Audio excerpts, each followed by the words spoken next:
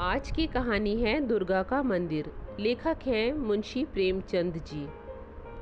बाबू बृजनाथ कानून पढ़ने में मगन थे और उनके दोनों बच्चे लड़ाई करने में। श्यामा चिल्लाती, मुन्नू मेरी गुड़िया नहीं देता। मुन्नू रोता था कि श्यामा ने मेरी मिठाई खा ली।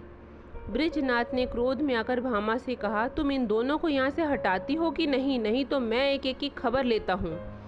भामा चूल्हे में आग जला रही थी, बोली, अरे तो अब क्या संध्या को भी पढ़ते रहोगे? जरा दम तो ले लो। बृजनाथ बोले, उठा तो ना जाएगा, बैठी बैठी वहीं से कानून बघारोगी। अभी एक आध को पटक दूंगा तो वहीं से गरजती हुई आओगी कि हाय मेरे बच्चों को मार डाला।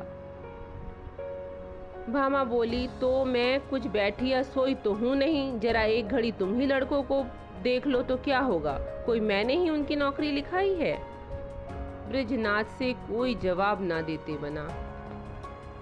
क्रोध पानी के समान बहाव का मार्ग ना पाकर और भी प्रबल हो जाता है। यद्यपि बृजनाथ नैतिक सिद्धांतों के ज्ञाता थे, पर उनके पालन में इस समय कुशल ना दिखाई दी और दोनों को रोते चिल्लाते छोड़ कानून का ग्रंथ बगल में दबा कॉलेज पार्क की राह ली। सावन का महीना था। आज का दिन काट के बादल हटे थे। हरे भरे वृक्ष सुनहरी चादर ओढ़े खड़े थे। मधु समीर सावन का राग गाता था और बगुले डालियों पर बैठे हिंडोले झूल रहे थे। बृजनाथ एक बेंच पर आ बैठे और किताब खोली, लेकिन इस ग्रंथ की अपेक्षा प्राकृतिक ग्रंथ का अवलोकन अधिक चित्त आकर्षक था। कभी आसमान को पढ़ते थे, कभी पत्तियों को, कभी हरियाली को और कभी सामने मैदान में खेलते हुए लड़कों को। एकाएक उन्हें सामने घास पर कागज का एक पैकेट दिखाई दिया। माया ने जिज्ञासा की, आड़ में चलो देखिए इसमें क्या है। बुद्धि ने कहा, तुमसे मतलब, पड़ा रहने दो। लेकिन जिज्ञासा रूपी माया की जीत हुई। बृजनाथ ने उठाकर उसे देख ही लिया। कदाचित किसी के पैसे पैकेट में लिपटे पड़े हैं। खोलकर देखा, अशर्फियां थी। गिना तो पूरे 8 निकले। कौतूहल की सीमा ना रही। बृजनाथ की छाती धड़कने लगी। उनको हाथों में लिए सोचने लगे कि इनका क्या करूं। अगर यहीं रख दूं तो ना जाने किसकी नज़र पड़े, ना मालूम कौन उठा ले जाए। नहीं, यहाँ रखना उचित नहीं। चलता हूँ, थाने में इत्तला कर देता हूँ और ये थानेदार को सौंप दूंगा। जिसके होंगे वहाँ आप ले जाएगा, या अगर उसको ना भी मिले तो मुझ पर कोई दोष ना रहेगा। मैं तो अपने उत्तरदायित्व से मुक्त हो जाऊंगा। माया ने पर्दे की आड़ से मंत्र मारना शुरू किया। यह थानेदार के पास नहीं गए, सोचा चलकर भामा से दिल लगी की जाए। भोजन तैयार होगा, कल इत्मीनान से थाने जाऊंगा। भामा ने अशर्फियां देखी तो हृदय में गुदगुदी सी हुई। पूछा, किसके हैं? बृजनाथ बोले, मेरी। भामा ने कहा, चलो बातें ना बनाओ। बृजनाथ बोले, पड़ी मिली है। भामा ने कहा, झूठ बात, ऐसे भाग्य के बली हो तो सच बताओ, कहाँ मिली, किसकी है? बृजनाथ बोले, सच कहता हूँ, पड़ी मिली है। खाओ मेरी कसम। बृजनाथ ने कहा, तुम्हारी कसम। भामा अशर्फियों को पति के हाथ से छुड़ाने की कोशिश करने लगी। बृजनाथ ने कहा, क्यों लेती हो? लाओ मैं अपने पास रख लूं। बृजनाथ ने कहा, रहने दो, मैं इसकी इत्तला करने थाने जाता हूँ। भामा का मुख मलिन हो गया, बोली, पड़े हुए धन की क्या इत्तला करना? बृजनाथ बोले, हाँ और क्या, इन 8 अशर्फियों के लिए ईमान बिगाड़ लूं? अच्छा तो सवेरे चले जाना, इस समय जाओगे तो आने में देर हो जाएगी। बृजनाथ ने भी सोचा, यही अच्छा है। थानेदार रात को तो कोई कार्रवाई करेंगे नहीं।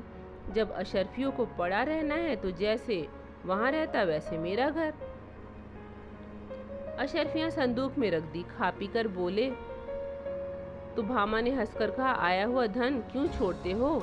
लाओ मैं अपने लिए गुलूबंद बना लूं, बहुत दिनों से जी तरस रहा है। माया ने इस समय हास्य का रूप धारण किया। बृजनाथ ने तिरस्कार करके कहा, गुलूबंद की लालसा में गले में फांसी लगाना चाहती हो क्या? प्रातःकाल बृजनाथ थाने के लिए तैयार हुए। कानून का एक लेक्चर छूट जाएगा, कोई बात नहीं। वह इलाहाबाद के हाई कोर्ट में अनुवादक थे।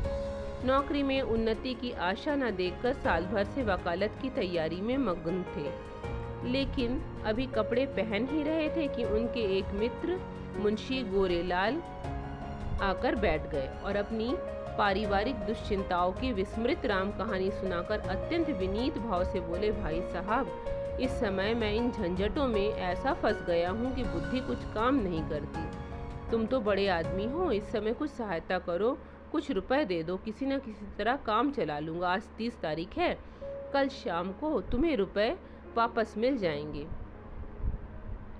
बृजनाथ बड़े आदमी तो ना थे, किंतु बड़प्पन की हवा बांध रखी थी।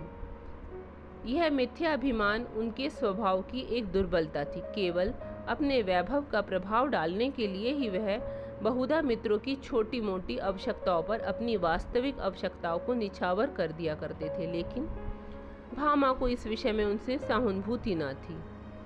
इसीलिए जब बृजनाथ पर इस प्रकार का संकट आ पड़ता था, तब थोड़ी देर के लिए उनकी पारिवारिक शांति अवश्य नष्ट हो जाती थी। उनमें इनकार करने या टालने की हिम्मत ना थी। वह सकुचाते हुए भामा के पास गए और बोले, देखो, तुम्हारे पास कुछ रुपए तो होंगे, मुंशी गोरेलाल मांग रहे हैं। भामा रुखाई से बोली, मेरे पास कोई रुपए नहीं है। बृजनाथ ने कहा, होंगे तो जरूर बहाना करती हो। भामा ने कहा, अच्छा बहाना ही सही। बृजनाथ ने बोला, तो मैं उनसे क्या कह दूं? कह दो घर में रुपए नहीं है, तुमसे कहते ना बने तो मैं पर्दे की आड़ से कह दूं। बृजनाथ ने कहा, कहने को तो मैं कह दूं, लेकिन उन्हें विश्वास ना आएगा, समझेंगे बहाना कर रहे हैं। समझेंगे तो समझेंगे। बृजनाथ बोले, मुझसे ऐसी बेरुखी नहीं हो सकती है, दिन रात का साथ ठहरा, कैसे इनकार करूं? ठीक है, जो मन में आए करो, मैं एक बार कह चुकी हूँ, मेरे पास पैसे नहीं हैं। बृजनाथ मन में बहुत खिन्न हुए। उन्हें विश्वास था कि भामा के पास रुपए हैं, लेकिन केवल मुझे लज्जित करने के लिए इनकार कर रही है। संदूक से 2 अशर्फियाँ निकाली और गोरेलाल को देकर बोले, भाई, कल शाम को कचहरी से आते ही रुपए दे जाना, ये एक आदमी की अमानत है, मैं इसी समय देने जा रहा था।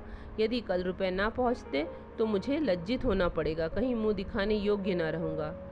गोरेलाल ने मन में कहा, अमानत स्त्री के सिवा और किसकी होगी, और अशर्फियाँ जेब में रखकर घर की राह ली। आज 1 तारीख की संध्या है। बृजनाथ दरवाजे पर बैठे गोरेलाल का इंतजार कर रहे हैं। 5 बज गए, गोरेलाल अभी तक नहीं आए। बृजनाथ की आंखें रास्ते की तरफ लगी हुई थी। हाथ में एक पत्र था, लेकिन पढ़ने में जी न लगता था। हर दूसरे मिनट रास्ते की ओर देखने लगते थे, लेकिन सोचते थे आज वेतन मिलने का दिन है, इसी कारण आने में देर हो रही है। आते ही होंगे। 6 बजे, गोरेलाल का पता नहीं। कचहरी के कर्मचारी एक एक करके चले आ रहे थे। बृजनाथ को कई बार धोखा हुआ कि वह आ रहे हैं, जरूर वही है, वैसी ही अचकन, वैसी ही टोपी, चाल भी वही, लेकिन वो नहीं थे। बृजनाथ को अब खलने लगा। वह एक बार कुर्सी से उठे, बरामदे की चौखट पर खड़े हो सड़क पर दोनों तरफ निगाहें दौड़ाई, कहीं पता नहीं। 2-3 बार दूर से आते हुए लोगों को देखकर गोरेलाल का भ्रम हुआ, आकांक्षा की प्रबलता। 7 बज गए, चिराग जल गए, सड़कों पर अंधेरा छाने लगा। बृजनाथ सड़क पर उद्विग्न भाव से टहलने लगे। इरादा हुआ, गोरेलाल के घर चलूं। उधर कदम भी बढ़ाए, लेकिन हृदय कांप रहा था कि कहीं वह रास्ते में आते हुए मिल जाए तो समझेंगे थोड़े से रुपए के लिए इतने व्याकुल हो गए। थोड़ी दूर गए कि किसी को आते देखा, भ्रम हुआ गोरेलाल है। मुड़कर सीधे बरामदे में आके दम लिया, लेकिन फिर वही धोखा, फिर वही भ्रांति। तब सोचने लगे, इतनी देर क्यों हो रही है? क्या अभी तक वे कचहरी से ना आए होंगे? ऐसा कदापि नहीं हो सकता, उनके दफ्तर वाले तो मुद्दत हुई निकल गए। बस 2 बातें हो सकती, या तो उन्होंने कल आने का निश्चय कर लिया होगा, समझे होंगे रात को कौन जाए, या जानबूझकर बैठे होंगे, देना चाहते होंगे। इस समय उनकी गरज थी, इस समय मुझे गरज है, वे ही किसी को, मैं ही किसी को क्यों ना भेज दूं, लेकिन किसे भेजूं? मुन्नू जा सकता है, सड़क ही पर तो मकान है। यह सोचकर कमरे में गए, लैंप जलाया और पत्र लिखने बैठे, मगर आंखें द्वार ही की ओर लगी हुई थी। अकस्मात किसी के पैरों की आहट सुनाई दी। तुरंत पत्र को एक किताब के नीचे दबा लिया और बरामदे में चले आए। देखा, पड़ोस का एक पड़ोसी तार पड़वाने आया है। उससे बोले, भाई इस समय फुर्सत नहीं है, थोड़ी देर में आना। उसने कहा, बाबूजी घर भर के आदमी घबराए हैं, जरा एक निगाह देख लीजिए। निदान बृजनाथ ने झुंझला कर उसके हाथ से तार ले लिया और सरसरी नज़र से देखकर बोले, कलकत्ता से आया है, माल नहीं पहुंचा। पड़ोसी ने डरते डरते कहा, बाबूजी इतना और देख लीजिए, किसने भेजा है? इस पर बृजनाथ ने तार फेंक दिया और बोले मुझे इस वक्त फुर्सत नहीं है। 8 बज गए। बृजनाथ को निराशा होने लगी। मुन्नू इतनी रात तो नहीं जा सकता, आज ही जाना चाहिए, भला से बुरा माने तो मानेंगे। इसकी कहाँ तक चिंता करूँ, स्पष्ट कह दूंगा मेरे रुपए दे दो। भलमानसी भले मानसों से ही निभाई जा सकती है, ऐसे दुष्टों के साथ भलमानसी का व्यवहार करना मूर्खता है। अचकन पहनी घर में जाकर भामा से कहा, जरा एक काम से बाहर जाता हूँ, किवाड़े बंद कर लो। चलने को तो चले, लेकिन बार बार रुकते जाते थे। गोरेलाल का घर दूर से दिखाई दिया, लैंप जल रहा था। झटक गए और सोचने लगे, चलकर क्या कहूँगा, कहीं उन्होंने जाते जाते रुपए निकाल कर दे दिए और देर के लिए क्षमा मांगी तो मुझे बड़ी शर्म होगी, वह मुझे धैर्यहीन समझेंगे। नहीं, रुपयों की बातचीत नहीं करूँगा, कहूँगा भाई घर में बड़ी देर से पेट दर्द कर रहा है, तुम्हारे पास पुराना तेज सिरका तो है ना? मगर नहीं, यह बहाना कुछ भद्दा सा प्रतीत होता है, साफ कलई खुल जाएगी, इस झंझट की ज़रूरत ही क्या है। वह मुझे देखकर आप समझ जाएंगे, इस विषय में बातचीत की तो नौबत ही ना आएगी। बृजनाथ इसी उधेड़-बुन में आगे बढ़ते चले जाते थे जैसे नदी की लहरें। गोरेलाल का घर आ गया, द्वार बंद था। बृजनाथ को उन्हें पुकारने का साहस नहीं हुआ, समझे खाना खा रहे होंगे। दरवाजे के सामने से निकले और धीरे धीरे टहलते हुए 1 मील तक चले गए। 9 बजने की आवाज़ कान में आई, गोरेलाल भोजन कर चुके होंगे, ये सोचकर लौट पड़े, लेकिन द्वार पर पहुंचे तो अंधेरा था।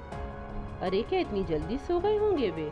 दबे पांव बरामदे पर चढ़े, द्वार पर कान लगाकर सुना, चारों ओर ताक रहे थे कि कहीं कोई देख न ले। कुछ बातचीत की भनक कान में पड़ी, ध्यान से सुना। स्त्री उनकी कह रही थी, रुपए तो सब उठ गए, बृजनाथ को कहाँ से दोगे? गोरेलाल ने उत्तर दिया, ऐसी कौन सी जल्दी है, दे देंगे, और दरख्वास्त दे दी है, कल मंजूरी हो जाएगी, 3 महीने के बाद जब लौटेंगे देखा जाएगा।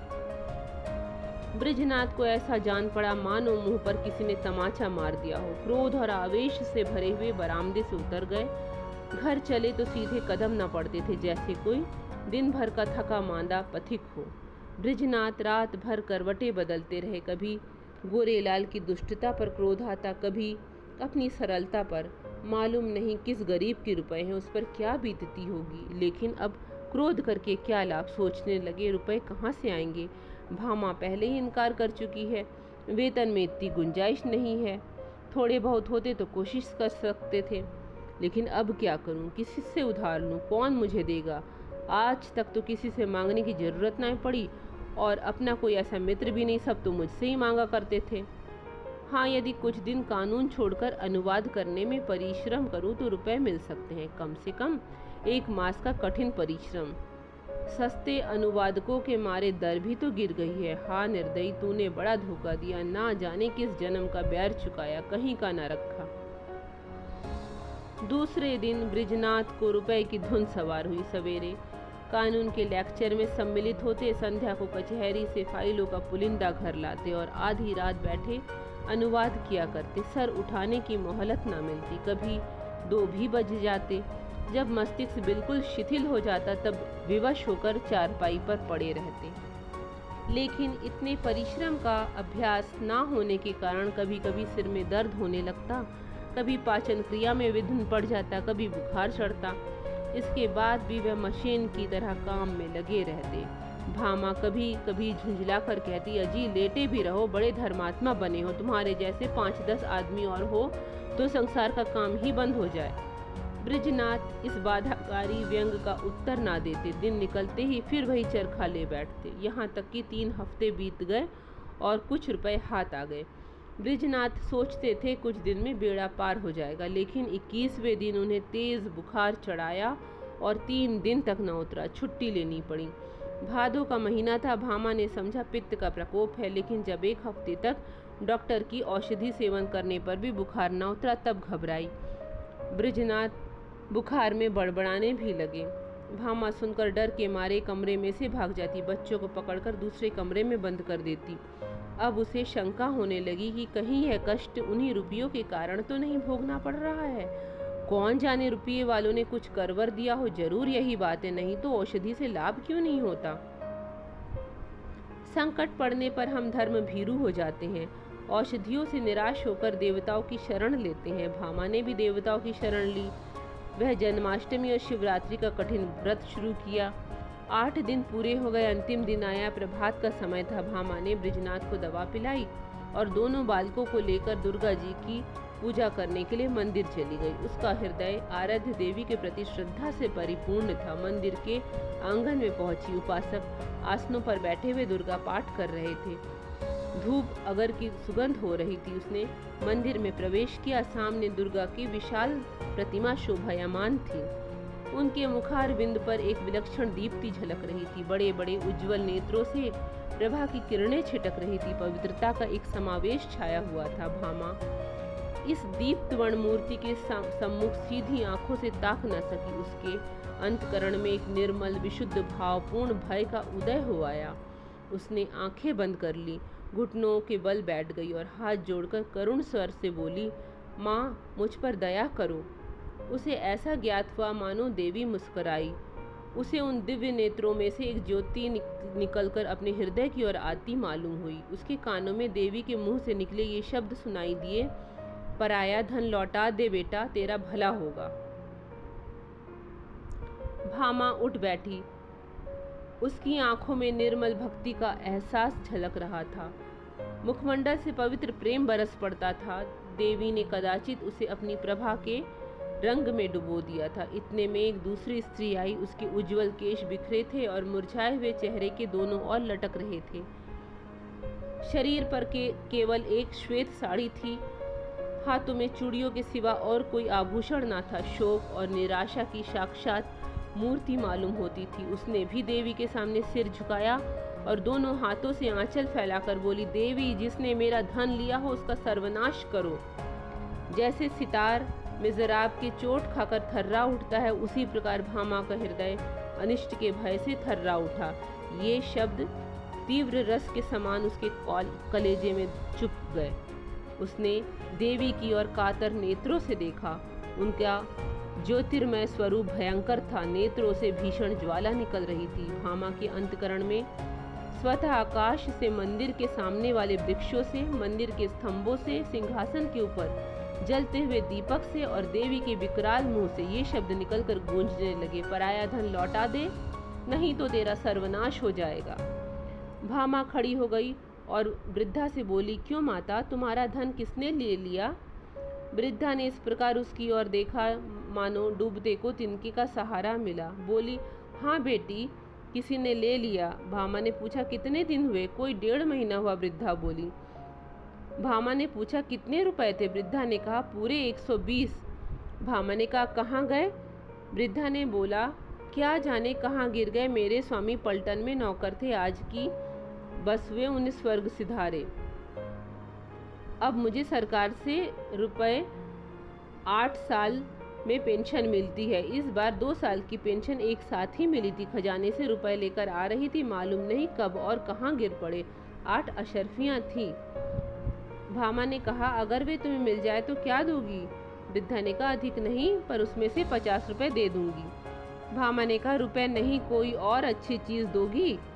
वृद्धा ने कहा, बेटी, और क्या दूं? जब तक जीऊंगी तुम्हारा यशगान करूंगी। भामा ने कहा, नहीं, इसकी मुझे आवश्यकता नहीं।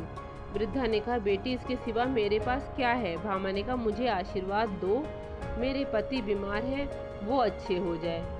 वृद्धा ने कहा, क्या उन्हीं को रुपए मिले हैं? भामा ने कहा, हाँ, उसी दिन से वे तुम्हें खोज रहे हैं। वृद्धा घुटनों के बल बैठ गई और आंचल फैलाकर कंपित स्वर में बोली, देवी, इसका कल्याण करो। भामा ने फिर देवी को देखा। उनके दिव्य रूप में प्रेम का प्रकाश था। आंखों में दया की आनंददायिनी झलक थी। उस समय भामा के अंतकरण में भी स्वर्गलोक से यह ध्वनि सुनाई दी, जा, तेरा कल्याण होगा। संध्या का समय है। भामा ब्रजनाथ के साथ रिक्शे पर बैठी तुलसी के घर उसकी संपत्ति लौटाने जा रही है। ब्रजनाथ के बड़े परिश्रम की कमाई जो डॉक्टर की भेंट हो चुकी थी, लेकिन भामा ने एक पड़ोसी के हाथ अपने कानों के झुमके बेचकर रुपए जुटाए हैं। जिस समय झुमके बन के आए थे, भामा बहुत प्रसन्न हुई थी।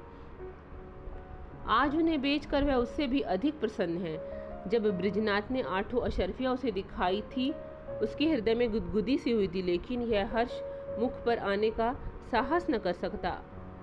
आज अशर्फियों को हाथ से जाते समय उसका हार्दिक आनंद आंखों में चमक रहा है।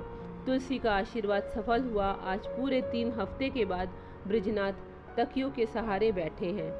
वह बार बार भामा को प्रेमपूर्ण नेत्रों से देखते थे। देवी मालूम होती थी। अब तक उन्होंने उसके बाहरी सौंदर्य को ही देखा था, आज वह उसका आत्मिक सौंदर्य देख रहे हैं। तुलसी का घर एक गली में था। रिक्शा सड़क पर जाकर ठहर गया। बृजनाथ रिक्शे पर से उतरे और अपनी छड़ी देखते हुए भामा के हाथ के सहारे तुलसी के घर पहुंचे तो उसी ने रुपए लिए और दोनों हाथ फैलाकर आशीर्वाद दिया, दुर्गा जी तुम्हारा कल्याण करें। तुलसी का मुख वैसे ही खिल गया जैसे वर्षों के बाद वृक्षों की पत्तियां खिल जाती हों। गालों की झुर्रियां भी मिटती दिखी। ऐसा मालूम होता था कि उसका कायाकल्प हो गया हो। वहां से आके बृजनाथ अपने दरवाजे पर बैठे हुए थे कि गोरेलाल आकर बैठ गए। बृजनाथ ने मुंह फेर लिया। गोरेलाल बोले, भाई साहब कैसी तबीयत है? बृजनाथ बोले, बहुत अच्छी तरह हूँ। गोरेलाल ने कहा, मुझे माफ़ कीजिएगा, मुझे इसका बहुत खेद है कि आपके रुपए देने में इतना विलम्ब हुआ। पहली तारीख ही को घर से एक आवश्यक पत्र आ गया और मैं किसी तरह 3 महीने की छुट्टी लेकर घर भागा। वहाँ की विपत्ति कथा कहूँ तो समाप्त ना हो, लेकिन आपकी बीमारी का शोक समाचार सुनकर आज भागा चला आ रहा हूँ। ये लीजिए, रुपए हाजिर हैं। इस विलम्ब के लिए अत्यंत लज्जित हूँ। बृजनाथ का क्रोध शांत हो गया। विनय में कितनी शक्ति है। बोले, जी हाँ, बीमार तो था लेकिन अब अच्छा हो गया हूँ। आपको मेरे कारण व्यर्थ कष्ट उठाना पड़ा। यदि इस समय आपको असुविधा हो तो रुपए फिर दे दीजिएगा। मुझ पर अब कोई ऋण नहीं, कोई जल्दी नहीं है। गोरेलाल विदा हो गए तो बृजनाथ रुपए ले हुए भीतर आए और भामा से बोले, ये लोग अपने रुपए गोरेलाल दे गए हैं। भामा ने कहा, ये मेरे रुपए नहीं है, तुलसी के हैं। एक बार पराया धन लेकर सीख गई। बृजनाथ बोले, लेकिन तुलसी के रुपए तो दे दिए गए। भामा ने कहा, दे दिए तो क्या हुआ, ये उसके आशीर्वाद की न्योछावर है। बृजनाथ बोले, कान के झुमके कहाँ से आएंगे? भामा ने कहा, झुमके ना रहेंगे ना सही, सदा के लिए कान तो हो गए। ये थी आज की कहानी। आपको अगर अच्छी लगे तो लाइक कीजिएगा, चैनल को सब्सक्राइब भी कर लीजिएगा। धन्यवाद।